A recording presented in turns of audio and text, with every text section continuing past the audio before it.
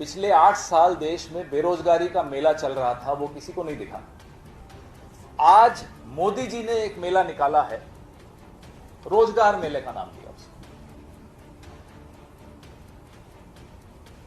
हर चीज में एक तमाशा करना,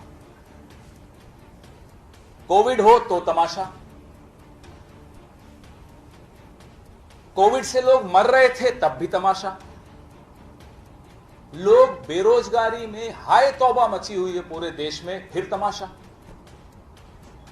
इस देश ने सरकार चुनी है, तमाशबीन नहीं चुने।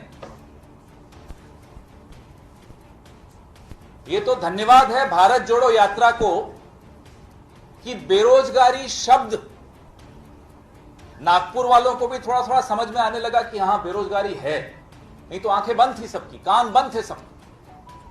और प्रधानमंत्री जी को भी समझ में आया कि बेरोजगारी वाकई एक मुद्दा है। इतना बड़ा मेला, कितनी नौकरियां? 75,000। वादा क्या किया था? अगर वादे पे हम जाएं तो 16 करोड़ नौकरियां पिछले 8 साल में मिलनी थी, उसका हिसाब दे देते मेला शुरू होने से पहले। मैं आपको ज्यादा समय नहीं लेते हुए यूपीए के वक्त नौकरियों का हिसाब किताब दे रहा हूं। हम लोग डरते नहीं हिसाब किताब देने से, और दीपावली के वक्त लेखा जोखा हमारे सांस्कृतिक परंपरा है, सारा बही खाता सामने रखना चाहिए, मोदी जी को भी रखना चाहिए, हम रख रहे हैं। एसएससी के 68 से 69,000 नौकरियां प्रति वर्ष मनमोहन सिंह जी की सरकार में मिलती थी। ये पब्लिक नॉलेज है, सब सार्वजनिक आंकड़े हैं, कहीं छिपाने वाली बात नहीं है। यूपीएससी के 20,000 नौकरियां होती थी प्रति एक साल में, 20,000 यूपीएससी, 68 से 69,000 एसएससी, 30 से 35,000 रेलवे, बैंकिंग में 50,000 नौकरियां एक साल में मिलती थी, डिफेंस में 1.5 लाख नौकरियां प्रति वर्ष मिलती थी।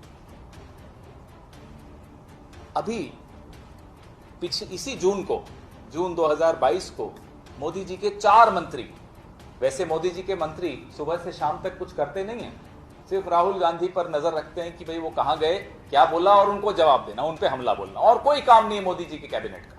लेकिन इस जून में मोदी जी के 4 मंत्री आए, प्रेस कॉन्फ्रेंस की, क्योंकि मोदी जी तो करते नहीं प्रेस कॉन्फ्रेंस, मंत्री करते हैं। प्रेस कॉन्फ्रेंस करके बोला कि जून 2023 तक 10 लाख नौकरियां देंगे। आज क्या है जी? अक्टूबर खत्म हो रहा है, 6 से 7 महीने बचे हैं इस वादे में।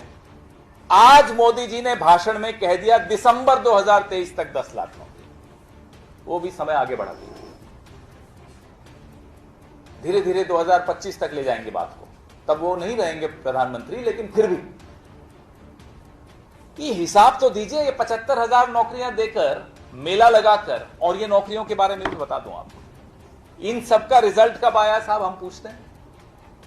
तो बच्चों की जिंदगी के साथ खिलवाड़ करते हैं।